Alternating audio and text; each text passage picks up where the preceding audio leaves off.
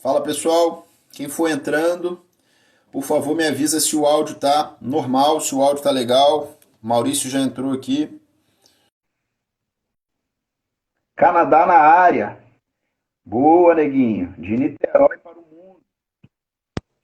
Agora acho que foi. Foi. E aí, meu camarada? Tá cabeludo, hein? Tá crescendo cabelo, é? Nas costas, então, cresce mais ainda. Tá. Fala, Maurício. Seguinte, vou falar aqui pro pessoal, você que teve a ideia, né, de fazer a live, achei bem oportuna, né? A gente tá aí com esse negócio de coronavírus, todo mundo aí mudando a sua rotina, né? De certa forma, né? Todo mundo foi afetado sobre isso, né? No meu perfil aqui no Instagram, eu detesto falar sobre política, sobre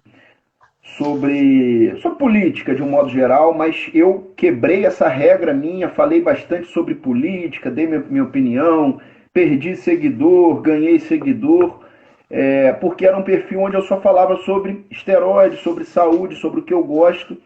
E como eu fui severamente afetado, né, principalmente a minha saúde mental, tem gente que acha que é frescura, depressão é frescura, até o momento que é pego pelas costas, né? Até a hora que bate na sua porta. Aí você entende que o buraco é mais embaixo. Então, muitas pessoas, né? Isso aí é falta de problema, isso aí aquilo, até a hora que o problema bate na sua porta e você tem que lidar com alterações que você muitas das vezes não consegue resolver, né?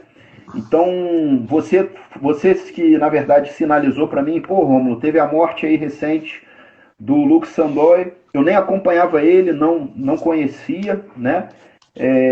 Tô meio por fora de fisiculturismo profissional, você eu sei que é um camarada bem antenado, e aí você achou bem oportuno a gente trazer uma live sobre isso, depressão, suicídio, porque certamente nessa época deve ter muita gente aí surtando, certo? Isso. Eu acompanhava o Luke já há alguns anos e, tipo assim, é para você ver como é uma doença insidiosa. Ele não transparecia de forma alguma ser uma pessoa depressiva e, pelo que eu fiquei sabendo, através de um grande amigo dele que postou algumas coisas, ele já tinha sofrido de depressão há um longo período, lidava com demônios internos. E isso mostra que, às vezes, a pessoa que está do seu lado, que parece estar sorridente, feliz e contente, está, às vezes, lidando com um momento difícil.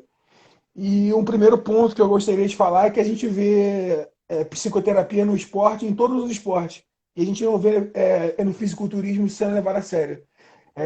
Tipo, a seleção brasileira de futebol, os atletas de judô, todo esporte olímpico em geral sempre tem uma assessoria de terapia. E no fisiculturismo isso não, eu não vejo muito isso acontecer. E é um esporte que, pelo estilo de vida, pelas drogas que se usa, você pode estar propenso. Eu não quero aqui especular nada a respeito do falecimento dele, só posso lamentar. Mas eu acho que o uso de determinadas drogas e do todo o ambiente que o esporte cria pode causar depressão. Assim como, mas eu acho que, de uma forma geral, o esporte mais salva a vida do que toma a vida, mais tira pessoas da depressão do que leva para a depressão. Isso é muito importante ser dito. Eu passei por um processo depressivo difícil na minha vida e ele veio de forma. Ele aconteceu em 2017, voltou, e eu acredito que se eu não tivesse o esporte do meu lado, talvez eu não tivesse suportado. Mas, sem dúvida, é um estilo de vida que pode cobrar um preço. E isso tem que ser levado em consideração também. O que que eu vi, cara? A gente foi fazer a live, eu falei, opa, vou ter que dar uma olhada sobre esse cara, né? O que que eu vi sobre ele é que ele era um rapaz de 30 anos de idade, tinha dois filhos. Ele, numa entrevista com um fisiculturista que rompeu o tríceps, Fouad Biad, ele É, estava lá na entrevista já no período de quarentena agora, e o Fouad perguntou para ele, e aí, meu camarada? Uma pergunta meio vaga, né? Mas qual o seu primeiro pensamento quando você acorda pela manhã, né? E eu assistindo essa entrevista imaginei, bom, fisiculturista profissional, o cara quando acorda já deve ter que pensar, caralho, tem que comer, tem que preparar comida, daqui a pouco tem que treinar, né? O cara deve ter hora para tudo. principalmente para bater aqueles volumes bizarros de comida que eles comem, né? Eu, quando estava querendo ganhar uma massinha muscular, me preocupava com isso, não sendo fisiculturista, imagina um cara que é profissional, né? E ele falou, não quero falar sobre isso não quero falar, essa entrevista está no YouTube, não quero falar, porque... Aí o cara, por quê? É algo gay? É algo que você não quer revelar? Por que você não quer revelar? É algo Eu mórbido? não vi isso. É algo mórbido? Aí ele, de certa forma é. Isso foi uma entrevista relativamente recente, a gente já estava quarentenado e provavelmente ali, né, o Fouad Biab falou um pouquinho dele, né, o Fouad estava entrevistando ele e falou assim, poxa cara, outro dia eu estava no meu médico e ele quis passar para mim, falou alguns nomes de antidepressivos, né, e enfim, né, aquilo que você falou, é um esporte que o cara, você liga a internet, a rede social, o cara tem que estar bem de imagem o tempo todo, tem que estar bem de físico o tempo todo. De certa forma, os caras vivem da imagem, então eles estão se cobrando absurdamente. Ninguém ali vai ficar pensando, né? Hoje você não vê nem. Os atletas dificilmente fazem aquelas preparações.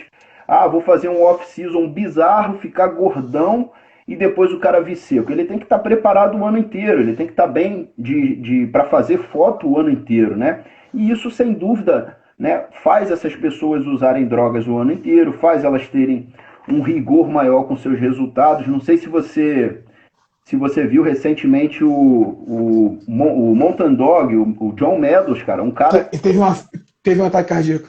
Pois é, cara, um cara que na minha opinião, pelo que ele prega, parece ser um cara super prudente, consciente, né? Conservador.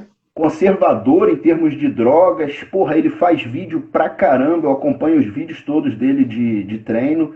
Você vê que ele tá sempre bem, nunca parecia estar com problema de saúde nenhum, o físico dele estável. E ele apresentou aí, porra, um ataque cardíaco aos 48 anos de idade. Não dá pra gente achar que essa porra é normal, né? Ele tem histórico de família, se eu não me engano, o pai e a mãe faleceram de infarte. Ele tem uma história até bastante comovente. Ele foi abandonado pelo pai, se eu não me engano, a mãe era viciada em drogas e ele foi criado pela avó. E eu acompanho já há muito tempo a história do John Meadows, o Mountain Dog. E ele tinha esse histórico na família positivo de doença cardíaca. E, cara, independente de você ser conservador ou não, eu acho que o uso de esteroides de forma contínua, em doses suprafisiológicas, que é o que os caras fazem, é perigoso. E para mim o que é mais perigoso é a manutenção de um peso elevado. O cara tá sempre com 120 quilos, 130 quilos. Ele era até da categoria 212, mas se você for fazer uma multiplicação, ele devia estar aí 20 quilos, 15 quilos acima do peso de competição dele. Isso vai chegar aí a 120 quilos para um cara baixo, é peso demais. E eu tenho uma teoria que hoje em dia eu vejo mais gente falando, mas eu falo disso há bastante tempo. A massa magra, de forma ostensiva, ela é mais agressiva à saúde do que a gordura, porque ela requer oxigenação, bombeamento de sangue, então o coração acaba sendo mais exigido. Um indivíduo com 120 quilos gordo, o coração dele sofre menos do que um indivíduo de 120 quilos musculoso. Então, o coração está sempre bombeando, aí pode acontecer uma hipertrofia do ventrículo e perda da capacidade funcional do coração. E a gente sabe que o esteroide pode alterar o perfil lipídico, aumento de diminuição do HDL, diminuição do HDL, aumento do LDL, e sim, enfim, aí vira uma bomba atômica. Por isso que eu acho que a medida mais importante para a garotada é tentar manter um peso baixo, não fazer aquele off muito imprudente, que nem era o caso do John Meadows, ele ficava em forma o ano todo. Mas ainda assim, ele tinha um peso muito acima de um IMC saudável, o que a maioria tem, faz parte. Mas isso pode cobrar um preço. Não, e detalhe, eu estava lendo sobre ele, cara. Ele tem um exame chamado score coronariano de cálcio, que muitos médicos às vezes nem abordam. É um exame que basicamente é como se fosse um cateterismo que se faz, só que sem a invasão de um catéter, né, dentro das suas coronárias. Então você tem lá seu coraçãozinho e você tem as artérias em volta do coração, que são as coronárias. Você Eu fiz faz... esse exame. Oi? Eu fiz esse exame. Eu fiz esse exame. E É, deu. Eu tenho uma parte do meu coração, eu não me lembro do laudo com precisão, mas com aumentado, eu não usei GH, não usei nada, não usei insulina, mas talvez o médico falou que era pela minha vida inteira ter tido sobrepeso, ter sido atleta ao mesmo tempo, mas não tenho a placa de ateroma, nada do tipo, que me deixou um pouco, mas eu fiz o exame e é bem complexo. Eu revirei meu coração no passado, eu fiz todo tipo de exame que você pode imaginar. pois é, e ele tinha feito o score coronariano de cálcio, né? E tinha mostrado lá um grau de calcificação mínimo, totalmente aceitável para a idade, né? E aí a gente se depara com essa notícia da esposa dele falando nas redes sociais que ele teve um evento tromboembólico, e que ele estava se recuperando, né? Então, assim, não é o tema da live, né? A gente veio falar sobre depressão, suicídio. Eu particularmente, né, posso falar para você que eu nunca passei por uma questão de depressão, né? Na minha faculdade, quando eu aprendi sobre depressão, eu lembro do meu professor de psiquiatria falar assim: o dia que chegar um paciente para você e falar, doutor, estou deprimido, a primeira pergunta que você vai falar para ele, você vai fazer para ele é: e me conta, meu amigo, por que você está deprimido? E quando esse paciente chegar para você e ele falar: olha, eu estou deprimido porque minha esposa me largou, fui demitido, estou sem dinheiro, estou indo mal na minha profissão, esse camarada, ele não tem o que a gente chamaria de depressão essencial. Ou seja, ele está com Idiopática. pois é, ele está com seu humor deprimido, mas não Por tem uma um razão porquê. clara. Perdão, no contrário, esse cara que diz que dá vários motivos, ele tem um porquê para estar mal. Então Ele não tá é triste. uma. Exatamente, ele está com humor deprimido porque ele tem vários motivos. A esposa largou, o cara está indo mal, enfim. Agora, aquele cara que você pergunta, meu amigo, por que você está assim? E ele fala para você: eu não sei, não faço ideia. Meu trabalho está tudo certo, minha vida está tudo tranquilo, minha esposa me ama, meus filhos, está tudo bem, estou indo bem financeiramente, mas eu não sei, não tenho vontade de levantar da cama, não tenho vontade de fazer as coisas. Esse camarada seria classificado como depressão essencial, ou seja, não tem uma causa para isso, né? Ou essencial, ou idiopática, né? E no raciocínio desse professor meu, esse tipo de paciente tenderia a responder melhor às drogas antidepressivas, né? Que você tem alguma experiência sua ou de paciente seu que você acha válido dividir com a gente? Eu acho que, na minha experiência, tão logo eu me vi depressivo, e assim, eu estava no auge da minha forma física, tinha vindo de um emagrecimento super bem sucedido, tinha perdido 90 quilos, então tudo isso contribuiu para me manter bem, porque se eu tivesse passado por essa tristeza mórbida, estando com 160 quilos, teria sido muito mais difícil. Então, assim, eu vinha bem no emprego, eu tive umas desilusões amorosas, mas para mim isso foi Contribuiu. só um estupim, isso foi só uma coisa que deflagrou algo que já estava acumulado em mim. E eu tão logo me vi naquela situação, eu vi que eu estava com depressão quando um dia eu fui para academia e não quis treinar. Eu fui para academia e falei, isso não faz sentido para mim mais. Aí aquilo me assustou. E eu vinha daquele processo super agressivo de perda de peso, fanático por treino, sempre fui fanático por treino. Um dia que eu fui para academia e teve um dia que eu fui e voltei para casa. Eu vi que tinha alguma coisa errada na mesma hora. Eu marquei uma psicoterapeuta e um psiquiatra e eu fui medicado. Eu me lembro com a droga, foi com esse Talopram e comecei a fazer psicoterapia e desde então eu faço. E eu já usei estalopram, já usei razapina. O grande problema dos antidepressivos são os colaterais. E para mim o maior problema não é nem o colateral. O maior problema são as pessoas, especialmente homens, que subestimam a depressão. que não se sentem no direito de estar depressivo, que acha que isso é coisa de, isso é coisa de mulher, isso é coisa de gente fraca, isso é coisa de playboy, isso é coisa de quem eu sou homem, eu não preciso disso, tomar remédio. É engraçado que o cara toma bomba, toma trembolona, toma Dragestão, uma porra toda. Agora, na hora de tratar uma doença declarada que você tá ali, que tá ali te fazendo mal, a pessoa, não quero tomar remédio. Então, assim, eu encarei de frente o problema, e não é fácil. Eu demorei anos em psicoterapia para talvez entender da onde nasceu aquilo, da onde veio, da minha criação, da minha formação como homem.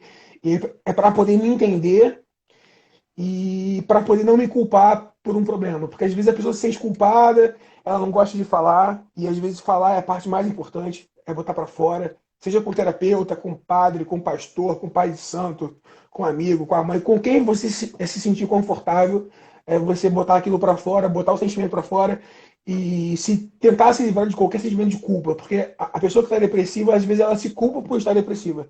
E eu, por ter sido uma pessoa muito ativa a vida inteira, muito proativa, muito dinâmica, quando eu me vi em depressão, eu falei, eu me senti um pouco culpado, tanto pelas razões que me levaram até a depressão, tanto pelo fato de estar.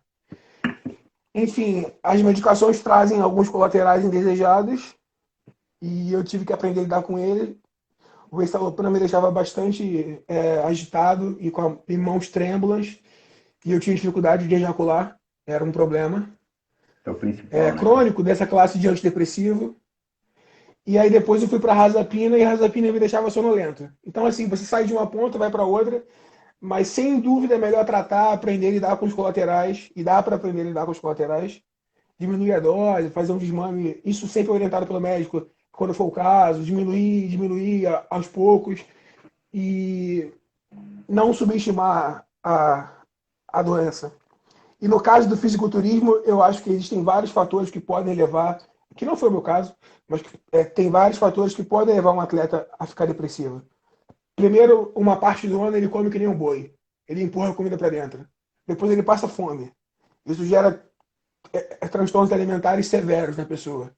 Esse é o fato 1. Aquele fato que você falou de ter que estar em forma o ano todo. Antigamente o cara tinha que estar em forma para competição, para uma sessão de fortes, que geralmente a sessão de fortes era em torno da competição, ali no período pós-competição. Hoje em dia, com o Instagram, os caras têm que estar o tempo todo em forma, fora a necessidade que eles veem de talvez ter que usar droga o ano todo em altas doses, a cobrança de estar em forma é muito grande. E isso, e a perda de patrocínio pressiona, patrocínio quer isso, você tem que vender. Então, assim, ao passo que a internet abriu porta para muita gente, mas também cria uma exigência, cria uma demanda, e algumas pessoas têm dificuldade de lidar com isso, o que é normal. É um estilo de vida muito introspectivo, então a gente acaba se afastando às vezes, de amigo, porque você não sai, você não bebe, você não fuma, você...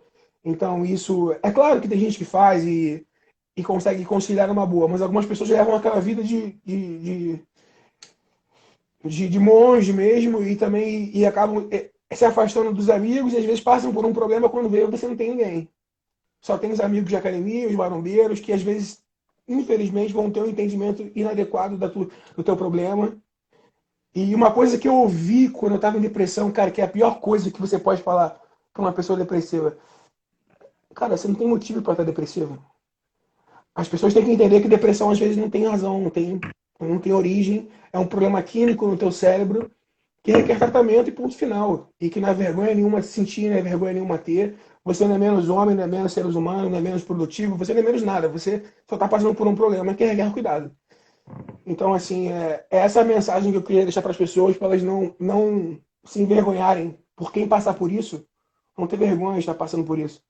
Isso não é sinônimo de fraqueza, é sinônimo que você é um ser humano, que é melhor ser ser humano do que não ser. O que eu achei interessante, cara, que você falou bastante e que eu já vi muitos pacientes trazendo como positivo, que trouxe resultados positivos para eles, foram esses tipos de terapias onde o camarada ele senta a bunda lá com um psiquiatra, com um psicólogo e ele fala. O psiquiatra às vezes, pois não, mais o que? E o que mais? E o que mais?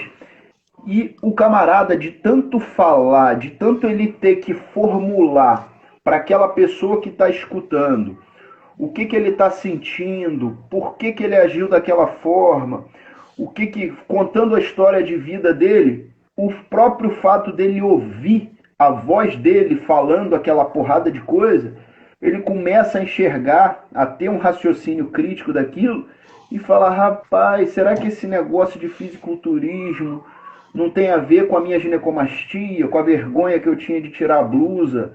Será que essa questão de eu ter que me reafirmar não tem a ver lá com o passado? E ele se sente bem por fazer esses links. As conexões. As conexões da sua história de vida. Rapaz, você se tornou assim porque você passou por isso. Você teve um pai assim, você teve uma adolescência assado, você tinha vergonha de tirar a blusa.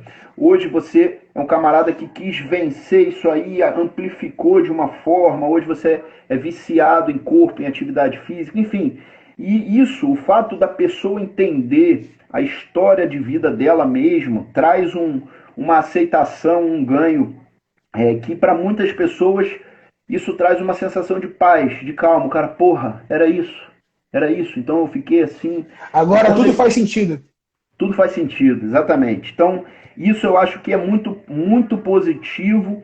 Na minha opinião, não estou dizendo que eu sou contra, mas é muito melhor, é muito mais positivo você tentar entender aquela situação do que se você simplesmente tascar uma droga e vamos para frente, e vou num médico que tasca a droga, que muda a droga, muda para outro, e muda para outro, e muda para outro, e o camarada nunca para. Porra, deixa eu ver. A droga só vai tratar o sintoma, mas não vai na causa. Não vai tirar. Exatamente.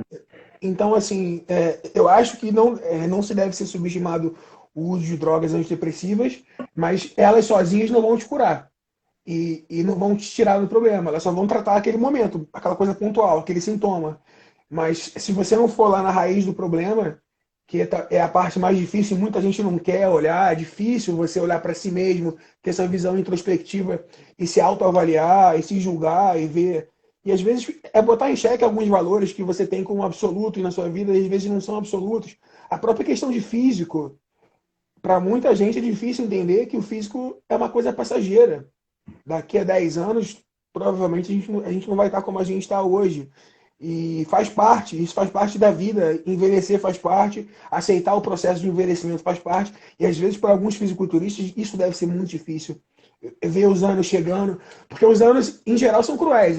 Dexter Jackson, essas coisas, são 1 em 1 milhão, que melhora com o tempo. A maioria, a gente vai perdendo. O próprio Ronnie Coleman, muito se discute as lesões que ele tem, a forma que ele está hoje. Para mim, o problema não foi como ele treinou quando ele era atleta, e sim ele não ter sabido parar. Ele parou de competir e continuou treinando.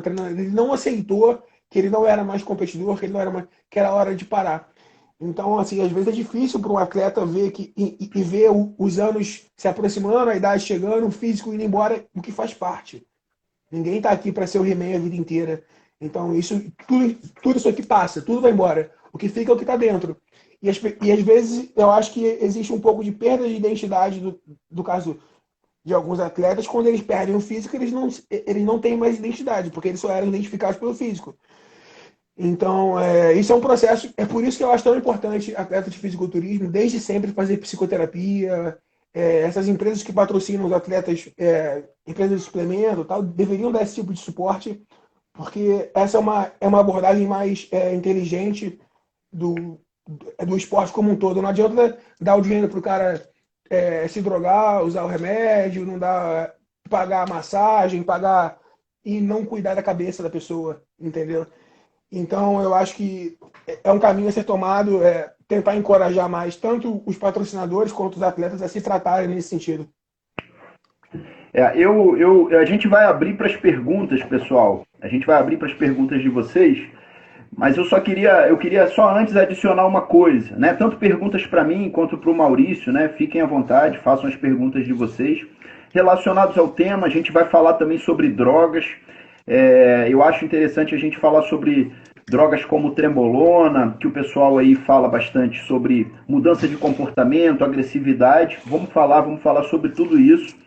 Mas, cara, tocando nesse assunto que você falou, né, do envelhecer e do fisiculturista entender que o tempo está passando, que ele está perdendo aquele auge profissional dele, né? Eu sou um grande fã, eu gosto muito do fisiculturista Dorian Yates. E ele é um cara que se você vir as entrevistas dele, é um cara que ele falando abertamente, ele fala abertamente sobre vários assuntos, né? E ele falou, cara, chegou uma época que eu estava todo lesionado, rebentado aqui, rebentado ali. Eu falei, cara, esse esporte não é mais para mim, eu vou andar de bicicleta, eu vou me descobrir. Aí começou a fazer yoga. A esposa dele, né, é uma brasileira, Gal Yates, A aqui Gal, e aí ele foi até buscar ayahuasca. se autoconhecer com a terapia lá do chá do Santo Daime. Na E verdade, ele fez a versão chilena, chilena não é, que é tipo o Santo Daime, que é a ayahuasca, que ayahuasca. que ele faz o uso do DMT, que é dimetiltriptamina, que é uma substância que é encontrada na gente, em animais, em plantas, mas na terapia, na seita É ayahuasca uma e no religião, Santo Daime, eles misturam com uma outra substância que eles extraem de uma erva, acho que é erva cipó, e eles fazem e misturam com uma outra erva que faz o efeito do DMT ficar por horas. potencializado. E dizem que a pessoa vê Deus, vê tudo e fica 4 horas e volta uma pessoa. Eu já estudei bastante a respeito, dizem que causa o dissolvimento do ego, que a pessoa fica menos egocêntrica e, enfim, tem seus benefícios. Hoje em dia é inclusive utilizado de forma underground como tratamento para depressão. Aí eu acho tanto o DMT, que é a forma sintética, quanto a ayahuasca e o Santo Daime, mas é um negócio bem. Tanto o Santo Daime quanto a ayahuasca é bem hardcore, porque são 4 horas, 5 horas, 6 horas de trips Perfeito. e é pesado. E o DMT são 15 minutos só. Mas é uma área legal de se estudar e é mais. E o do Oriente fala abertamente. E ele soube parar, aquilo que você falou, ele soube parar. Ele viu a hora, ele viu ali o pessoal chegando. Engraçado que o Ronnie Coleman, quando ele parou, o Ronnie Coleman ficou em nono. Quando ele se aposentou, o Ronnie Coleman virou primeiro. Da noite pro dia, buf, o cara surgiu. Eu gosto muito do Dorian Yates, principalmente eu vejo ele falando, dando as entrevistas, pela forma aberta como ele fala as coisas, sem pudor, né? Então é um cara que eu gosto muito da personalidade dele em termos de expor o que ele já viveu, dividir com a gente o que ele viveu. Vamos abrir aqui para as perguntas. Maurício, pega uma pergunta aí que você acha interessante, Vamos relacionada lá. ao tema aí.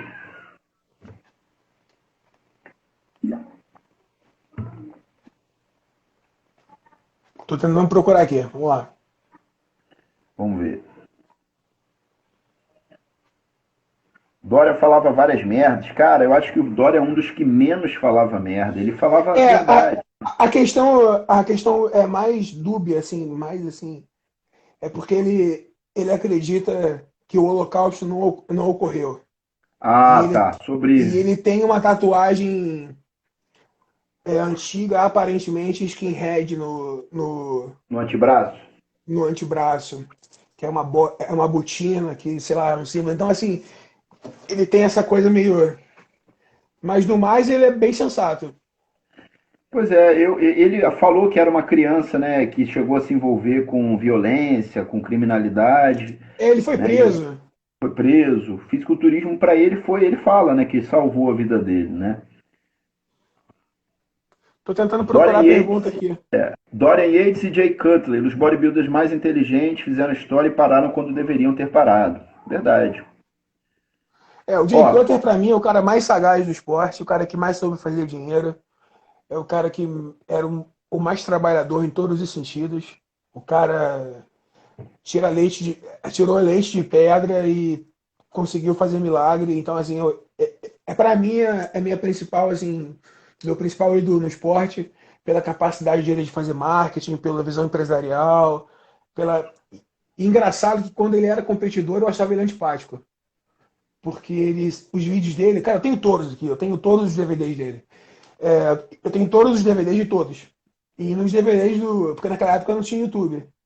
E nos DVDs do Jay Cutler, ele tava sempre carrancudo, cara fechada, tá? Aí hoje ele fala, eu era assim porque eu tava em segundo lugar. Porque eu sempre ficava em segundo, eu sempre perdia. Então eu tava sempre sério, para mim aquilo era um trabalho. E ele falava assim, eu detesto o que eu como, mas eu como porque eu preciso, assim, aquela coisa bem psicopata mesmo. E ele falava e ele foi, bateu na porta há vários anos, em 2001 para mim era para ele ter ganho, não ganhou, enfim. Aí O que eu chegou uma hora lembro, que ele hein, ficou, o que você o falou quê? pra mim ficou. O que você falou pra mim do Jay Cutler da outra vez, cara, ficou latejando na minha cabeça. Né? Eu acompanho o canal dele lá no YouTube, né?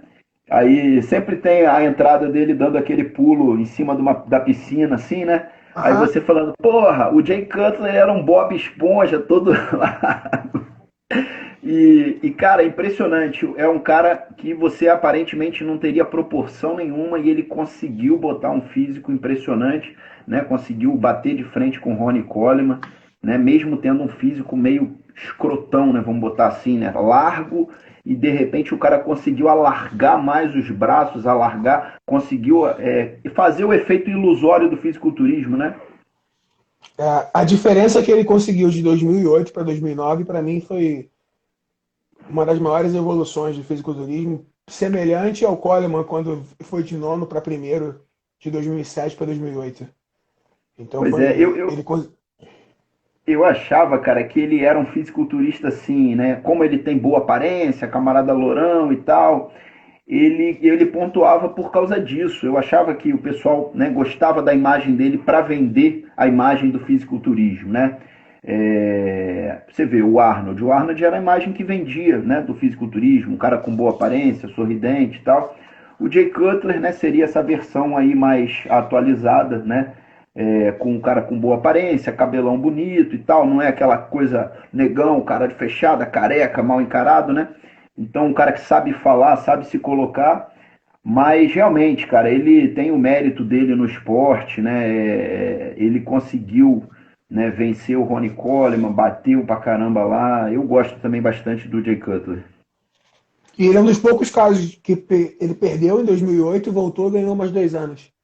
É Nunca isso ninguém mesmo. tinha feito isso. O Franco Columbo tinha ganho, mas em épocas separadas. Ele perdeu, foi destronado e recuperou o trono e ganhou mais 2 anos.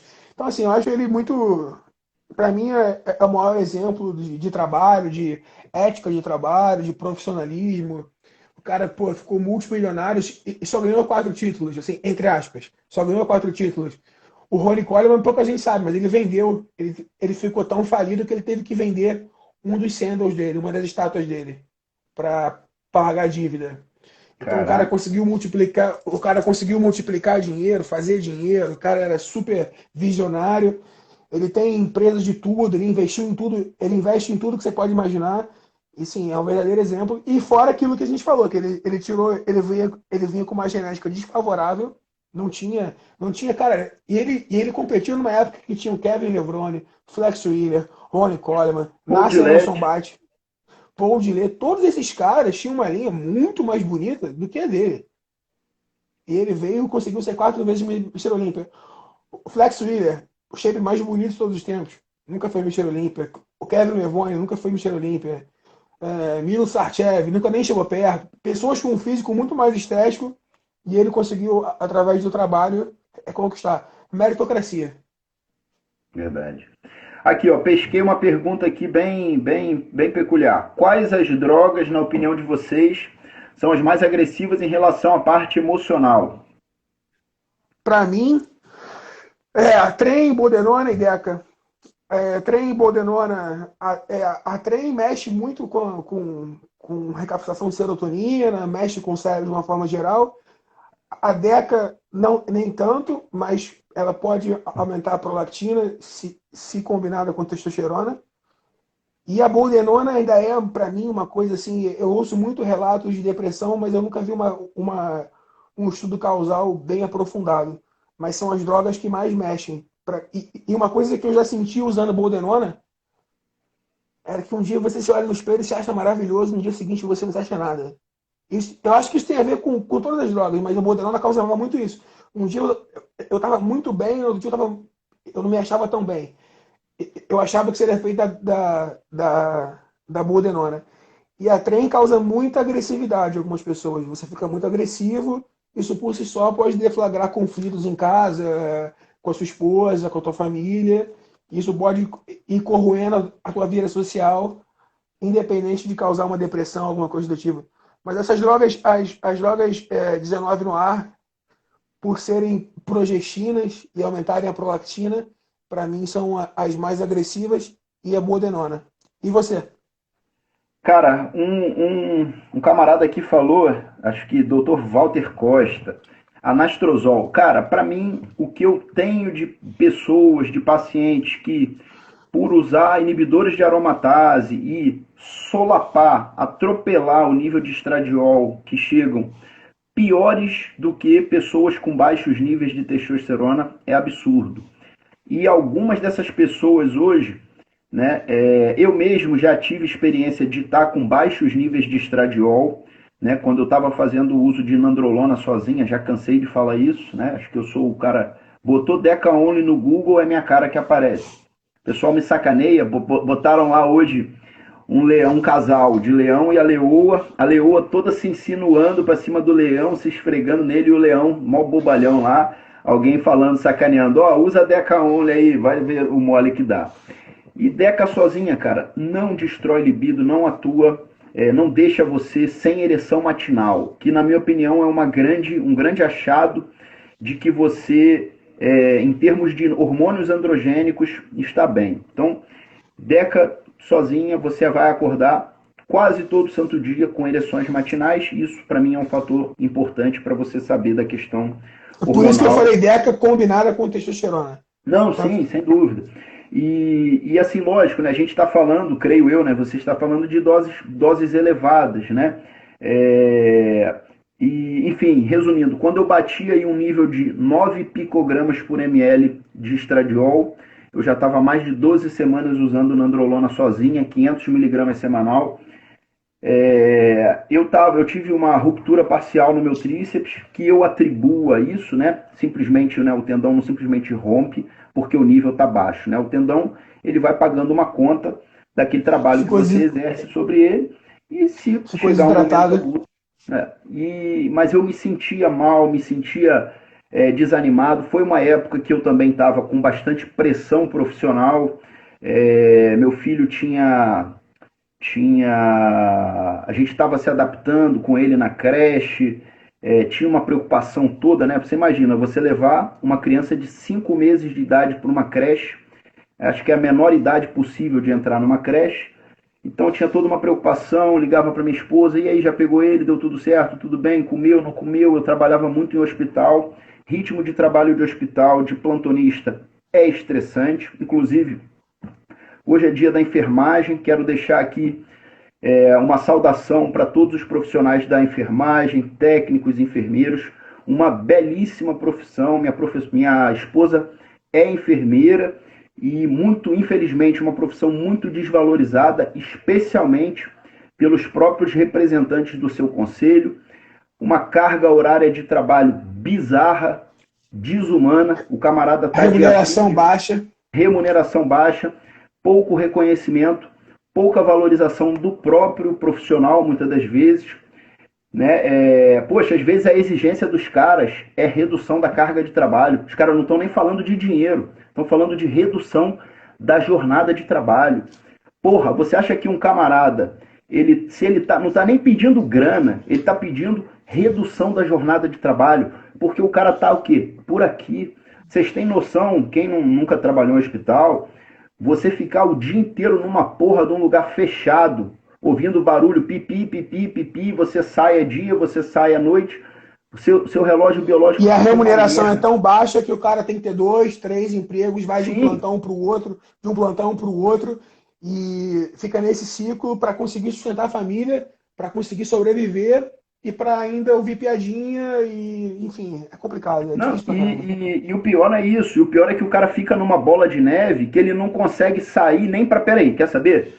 Eu vou estudar para um concurso, eu vou investir num negócio meu. O cara não tem tempo. É desumano, cara. Carga horária de trabalho para a enfermagem é desumana, é para robô, não é para seres humanos, é para máquina, né? Então, quero deixar hoje é dia da enfermagem, quero deixar aqui minha saudação, meu reconhecimento de trabalho, né? Todo mundo que é médico e trabalha num lugar com bons enfermeiros sabe que o trabalho flui, né? Quando você trabalha com pessoas difíceis, com enfermeiros ruins, o trabalho fica emperrado, nada funciona. Então é uma profissão essencial. Muitas das vezes o cara sai de um pós-operatório, de uma internação, muito agradecido ao médico, mas esqueceu lá de agradecer a equipe de enfermagem que cuidou bem dele, que ficou lá vendo sinais Eu acho que vitais. todo o corpo médico, do faxineiro, do ASG, todo mundo trabalha pra caramba, todo mundo se expõe a risco na época do coronavírus, está todo mundo na linha de frente. E, Espera aí que deu uma travada.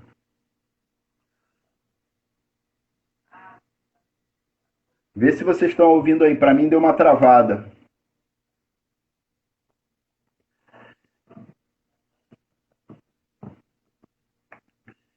Deu uma travada aqui do Maurício, não deu? Me fala aí, pessoal.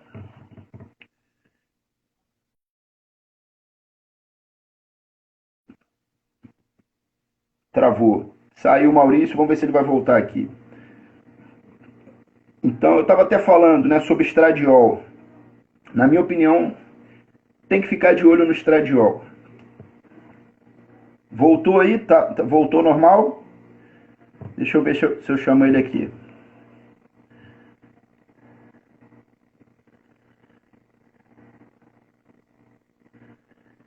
Reza. Meu Deus. R-E-Z-A. Ainda não voltou.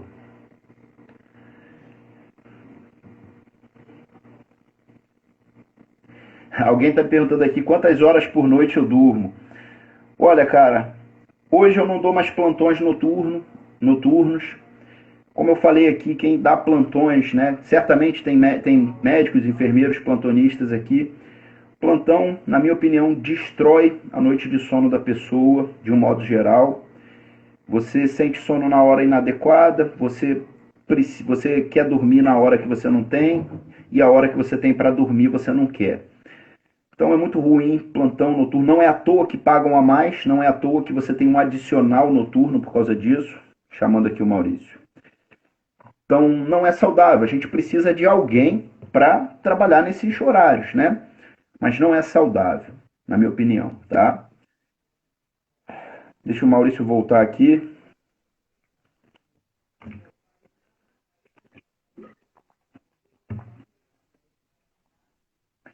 TRT pode ser por longo prazo? TRT é para ser por longo prazo, né? Mas respondendo aqui ao amigo, quantas horas por noite eu durmo? Olha, eu durmo pouco. Voltou aí, Maurício? Voltou? Tá travado, né?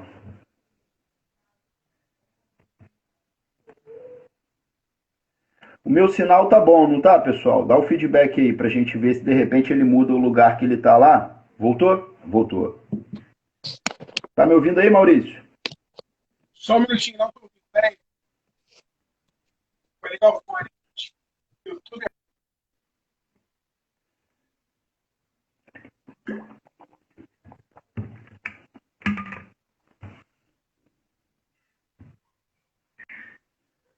Acho que foi agora. Vamos lá, então. Vamos lá, a gente estava falando aí de estradiol, né? Você é um camarada que costuma fazer uso de inibidor de aromatase, de drogas inibidoras do estradiol, não? Eu já usei muito e aprendi muito com você os porcenões do uso. Acho que congelou, né? Não, para mim tá normal aqui. Então tá bom, porque a sua imagem congelou para mim, mas tudo bem. Eu já usei hexamestano e anastrozol. É uma coisa que eu verifiquei com o tempo, é que fazendo a aplicação subcutânea eu consigo diminuir muito a dose do anti-aromatase e eu noto que meu corpo tem um ponto de saturação. Se eu usar até 500 miligramas, seja da forma que for de testosterona, a minha conversão é mínima. Então eu não preciso usar nada. Se eu passar disso, eu começo a aromatizar mais. Aí, hoje em dia, eu estou tomando 700 miligramas de testosterona e eu estou usando meio miligrama de anastrozol 3 vezes por semana. Eu tenho que fazer exame para ver como tá, porque da última vez eu estava tomando 1 miligrama 3 vezes e estava indetectável. Porra, aí é foda, hein? É.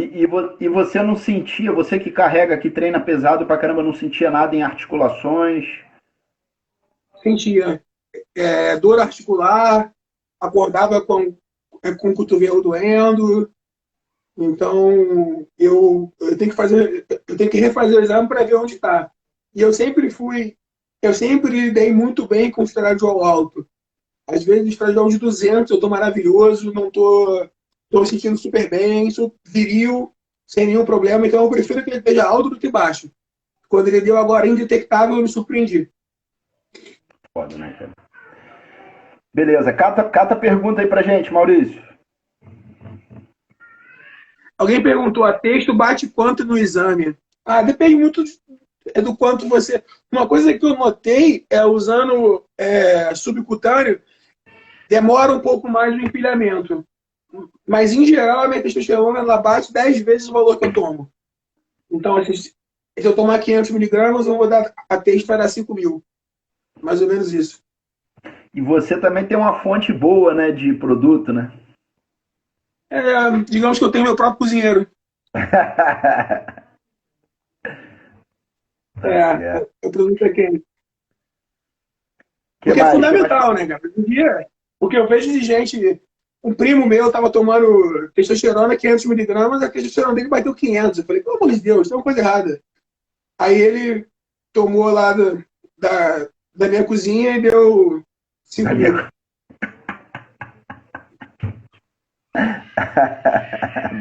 Da minha cozinha foi foda, hein?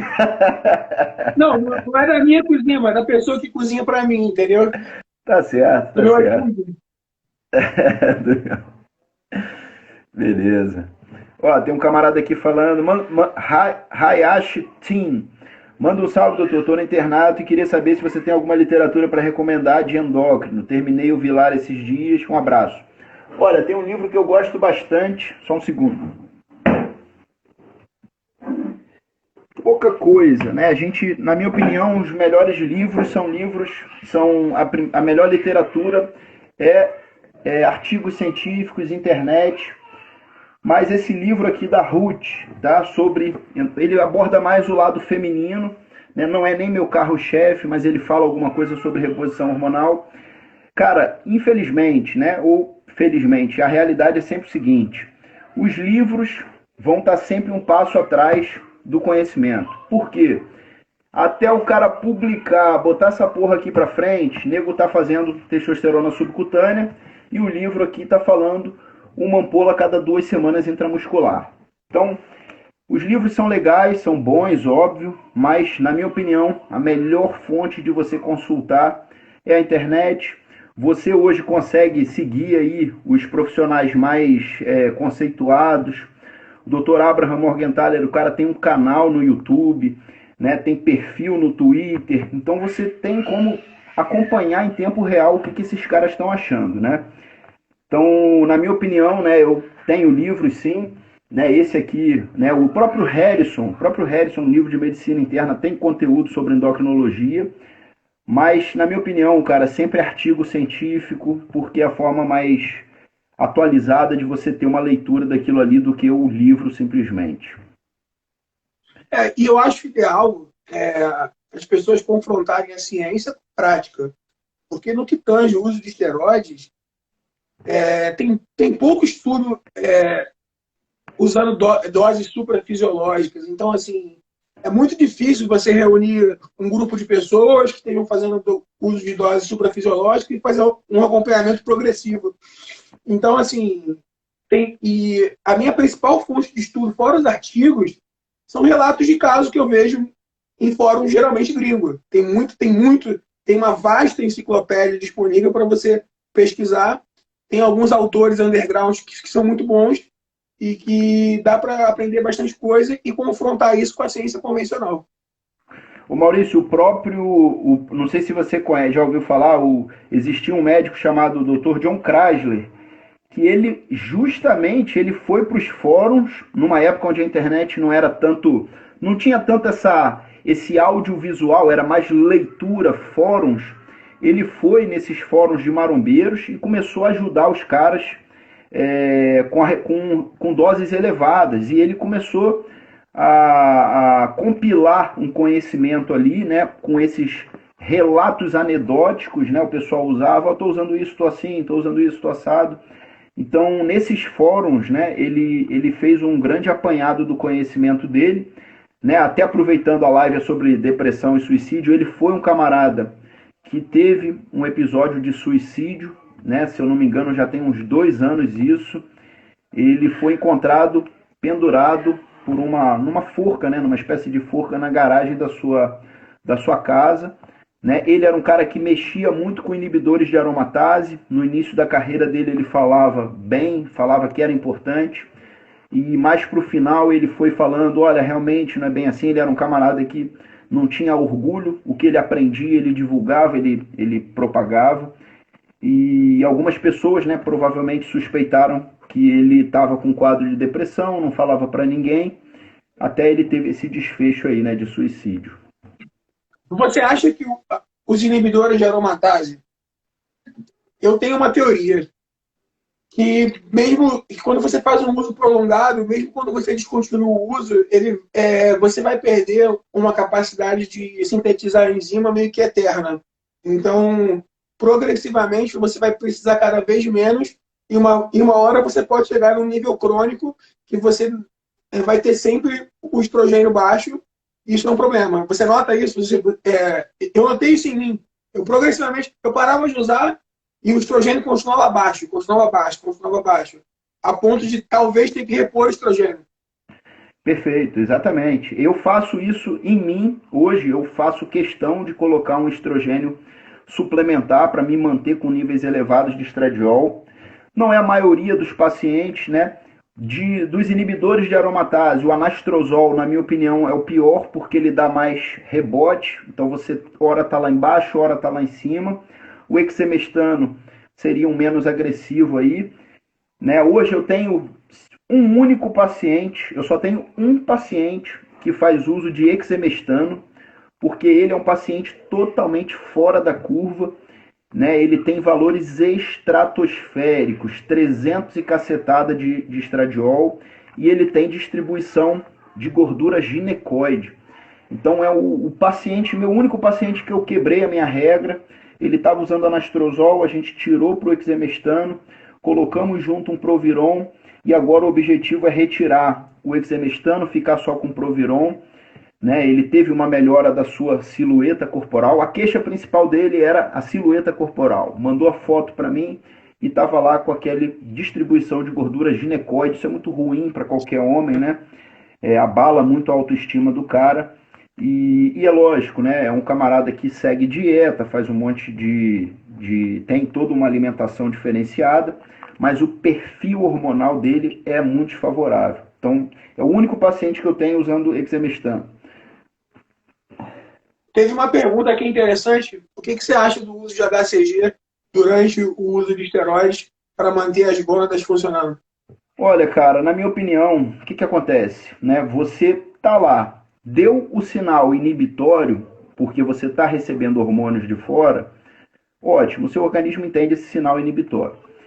Se você, no momento, está preocupado com a função endócrina apenas, você não está pensando em filhos, eu não vejo necessidade de colocar HCG.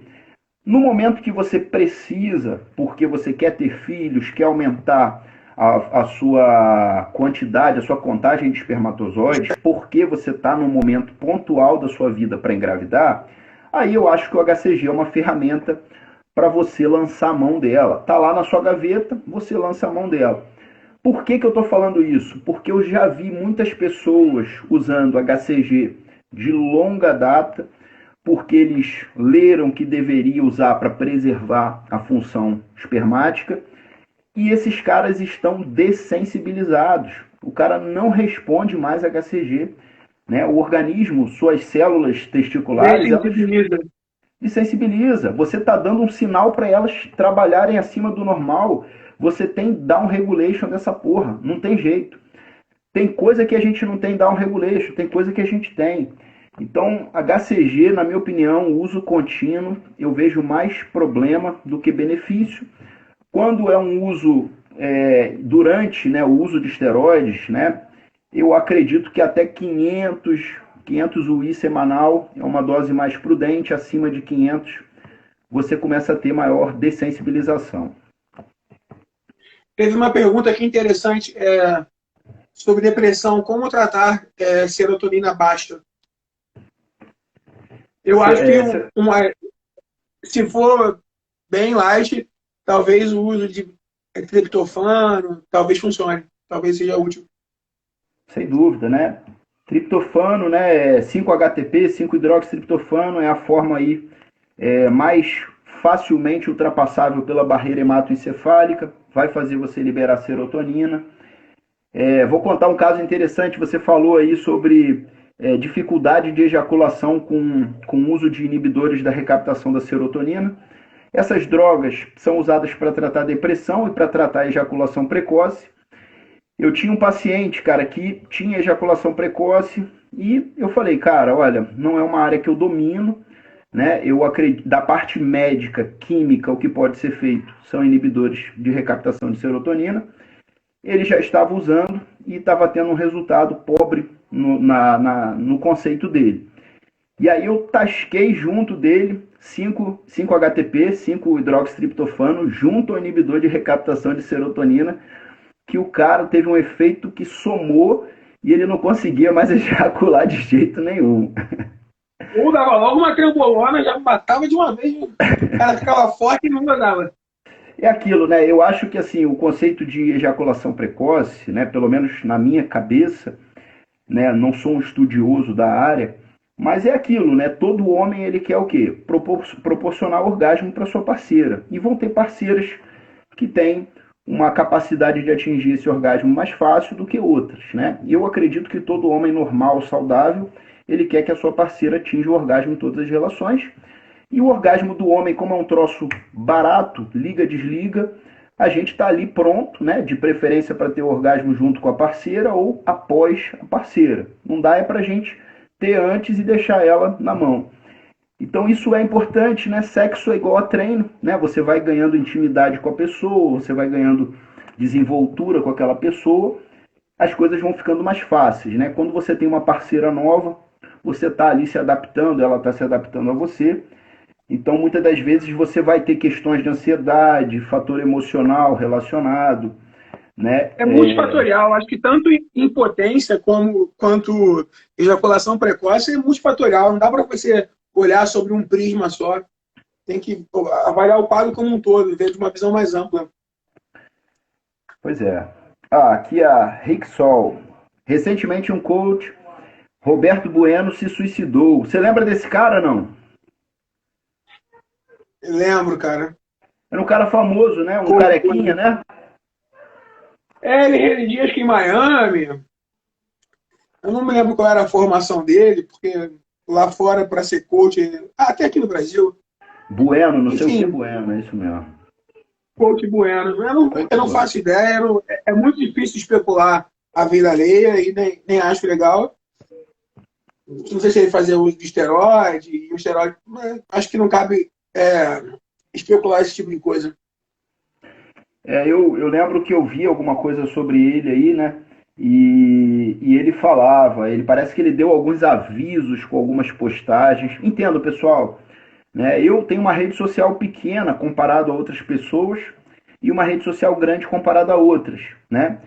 Então, nós, cara, sofremos as mesmas influências que vocês. Você recebe lá um feedback positivo, você recebe um feedback negativo, uma crítica, um elogio, né?